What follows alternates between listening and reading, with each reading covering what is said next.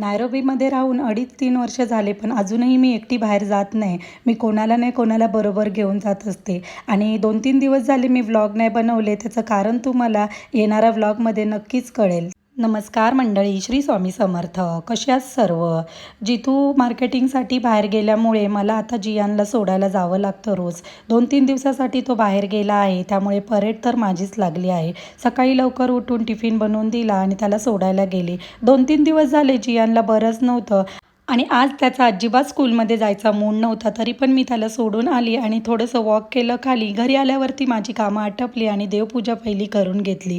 आजकाल श्रियान चालायला लागल्यापासून इकडे तिकडे सगळ्या घरभर फिरत राहतो. आणि जेव्हापासून श्रियान चालायला लागला आहे, श्रियानचं माहिती नाही, पण मी हे खूप एन्जॉय करते त्याचं बालपण.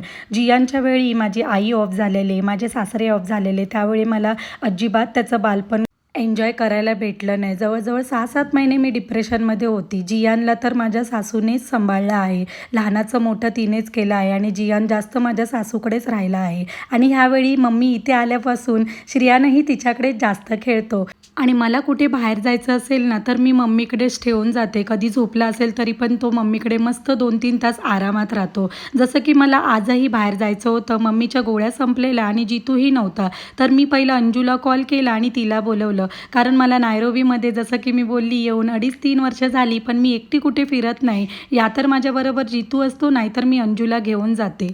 आज कामं लवकर झाल्यामुळे श्रियानबरोबर खूप खेळली आणि मग त्याला अंघोळ घालून झोपवलं आणि मग मी गेली अंजूबरोबर मेडिकलमध्ये.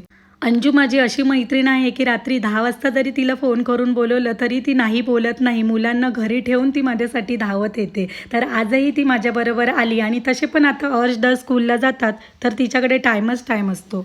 आणि अंजू आमची लाईफ खूप एन्जॉय करते, खूप मजा करते आणि ती असली ना की मस्ती तर आमची चालूच असते. तर आम्ही मुलांसाठी फोल्डर घेतले, क्राफ्ट पेपर घेतले, तर असा होता आमचा दिवस. Thank you for watching. बाय.